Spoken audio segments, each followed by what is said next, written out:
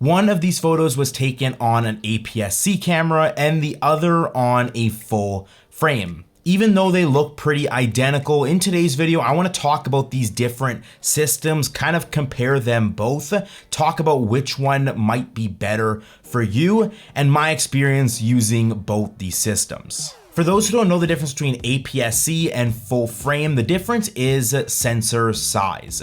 APS-C sensors are smaller than full frame sensors, and because of this, when you compare any lens to its full frame equivalent, you need to apply a 1.5 times crop when shooting on an APS-C. Let's say I'm shooting on a full frame, my A7 IV, and I'm shooting with an 85mm lens, and you really like that look that I'm getting, that field of view, that focal length, and you want to replicate the same thing on your APS-C camera. Well, you would need to get a 56mm lens because 56 times 1.5 is roughly around 85mm to replicate the same field of view or the same focal length that I'm using. Now, because of this sensor size difference, APS-C cameras actually lack a lot of the great capabilities full frame cameras have, but also gain some advantages. Let's talk about them.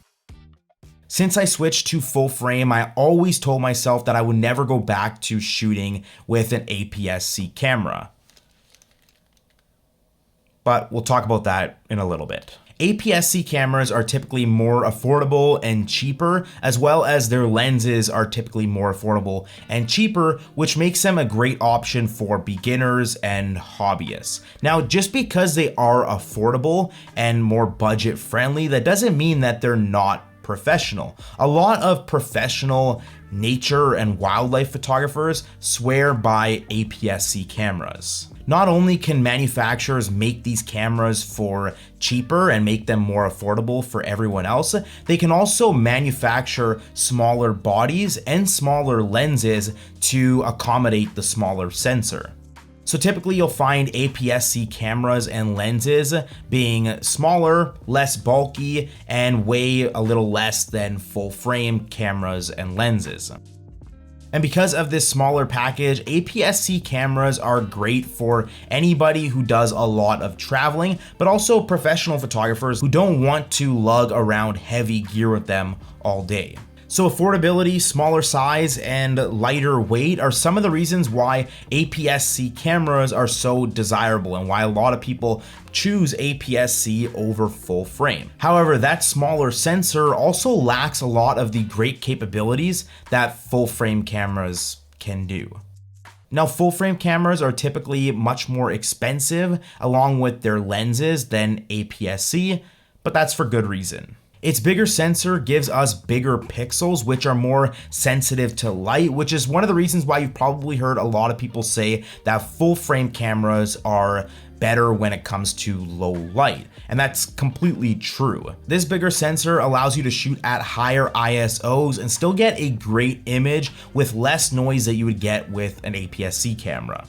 The bigger sensor also helps full frame cameras capture a softer, larger, and more stronger bokeh effect. And I was actually able to notice this when I was shooting with the Fuji X-T5 like last week or 2 weeks ago. Switching to that 23mm, 35mm equivalent 1.4 on here, the bokeh is not as good, and you can tell because of its APS-C. I was instantly able to tell that it was less pronounced and it wasn't as large or as soft as I would get with my Sigma 35mm f1.4 on my full frame. And I know this because I literally shoot with that lens every single day, and I've never seen bokeh like I got with this lens. And this is because if I'm shooting on an 85mm f1.8 on a full frame camera, I'm gonna get the depth of field of an 85mm f1.8.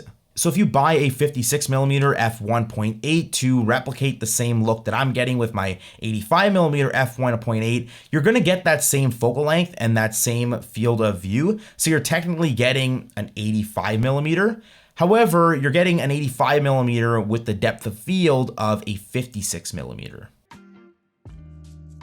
So in reality, if you wanted to get the same focal length, the same field of view, but also the same depth of field as me, yes, you would need to get a 56mm, but you can't get a 56mm f1.8. You would need to get a 56mm f1.2 to match the same depth of field that I'm getting with my full frame f1.8. Are you confused yet? This is because the diameter or size of the aperture doesn't increase just because you cropped.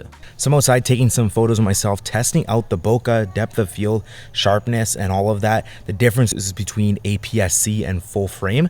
So I'm here with the Fuji X-T5, which is an APS-C. I have the 23mm f1.4 on it, which is a 35mm equivalent. And then I'm also doing the test with my A7 IV with the 35mm f1.4, which is technically would be the same as this lens here, but this is 35mm full frame 1.4, whereas this is the 23mm f1.4 35mm equivalent with the depth of field and bokeh of a 23mm. Now that we're talking about depth of field, this may be a hint for the photos that I showed you earlier. Are you able to tell the difference between these two photos now and which one is which?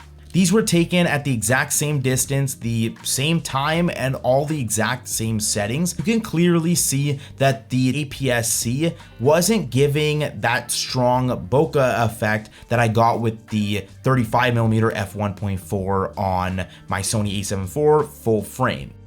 And this is because, like I said, a 23mm on an APS-C is, yeah, technically a 35mm equivalent lens. However, the f1.4 aperture is still that of a 23mm lens. Now, because of that bigger sensor, you're technically able to get a sharper, more high quality image out of your full frame camera, which is great for printing. And this is one of the reasons why a lot of professionals use full frame. With that being said, APS-C is getting there. A lot of newer APS-C cameras are extremely high quality to the point where you can't really tell a difference between APS-C or full frame in terms of sharpness and quality. So after knowing this, why would anybody shoot with an APS-C or want to get an APS-C camera? Full frame definitely seems like the clear winner here. Well, going full frame is expensive. The cameras are typically more expensive along with the lenses. However, you can get, third-party Sigma lenses, which are a lot cheaper than manufacturer native lenses. But overall, APS-C lenses are cheaper than full frame. Full frame cameras and lenses are also typically larger and bulkier, and for someone who is going to be carrying their camera around all day or carrying their gear around, these are some important factors to consider. Now we can talk about the specs and what these cameras are known for all day, but does that really matter? Is there a clear difference between these two systems? Like I said, I've owned a lot of APS-C cameras in the past, and recently I've been testing out this Fuji X-T5, and I would say that this is a more professional APS-C camera compared to all the other ones that I've owned. I've been really putting this camera to the test, shooting portraits in the daytime, shooting in low light, portraits at nighttime. I've been testing out its video features, and let me just say, APS-C cameras have definitely gotten way better since the last time I owned one. So here are my honest opinions on APS-C cameras. I genuinely enjoyed shooting with this camera. I love its size, its weight, its smaller lenses. I was actually able to fit this body with 3 lenses in my camera bag along with all my Sony gear, which is absolutely crazy. Shooting portraits throughout the day, it performed exactly like I thought it was going to. It performed great, and at one point I even said that this camera would be the one that switches me from full frame to APS-C. And this camera honestly makes me want to switch to APS-C. If I were to switch to APS-C, this would be the camera that I would go with, or any Fuji. Now, other than its great image quality and its size factor, like I said, I didn't really like the bokeh when I was shooting with this 23mm f1.4 lens. It just wasn't giving me the same effect that I would get with my 35mm 1.4 on full frame. The camera also held up pretty good when shooting in low light. Obviously, my A7 IV would have performed better, and I know for a fact it would have. There was still some noticeable noise when shooting in the lower ISOs of this camera, but honestly, it's nothing AI can't fix. Would I have shot in these low light portraits with this camera if I wasn't taking photos for this review? No, definitely not. I would have loved to be shooting these with my a7 IV, because with my a7 IV, I know I can crank that to 12,800 ISO and still get a pretty good image with not that much noise. This one, at about 1,000, I was already seeing the noise come in. That was honestly one of the reasons why I switched to full frame. I hated the amount of noise that I was getting when shooting in low light, even in those lower ISOs where I really shouldn't be seeing noise. There isn't a huge night and day difference between the two, even things like size and weight. You'll notice when I was talking about these differences earlier, I was saying typically for almost everything. And this is because you can still buy full frame cameras that are small and light and not bulky. Take the Sony a7C II, for example, or the Sigma FP. These are both really small cameras, but also full frame. There's also full frame lenses that are extremely small and lightweight. The 16 to 28 millimeter that I'm filming on right now is probably one of the lightest lenses that I've ever carried in my kit, lighter than all these Fuji lenses that I was sent with the X-T5. And these are APS-C lenses. But generally, if you look at it as a whole, yes, APS-C does have a smaller package. You have to ask yourself this question: do the benefits of full frame, like the bigger sensor, the better bokeh, the shallower depth of field, the sharper image, the better performance in low light, are these all things that you need? Or does affordability, small size, and lighter weight of the APS-C system outweigh the benefits of full frame? For me and my professional work, I love shooting full frame because I know that I'm gonna get the highest quality image all the time, even if I'm shooting in low light situations. The truth is, APS-C is getting better from the last time I owned one. All these little differences are pretty well manageable. If you want a small compact body, but you want the benefits of full frame, go with the Sony a7C II and buy smaller lenses. Heck, you can even buy APS-C lenses, throw them on there, and then switch your camera into APS-C mode, and then you can use cheaper APS-C lenses. The same thing goes for APS-C. If you like the perks of APS-C, but you hate the amount of noise that you're getting when shooting in low light situations, then just use AI to get rid of that noise.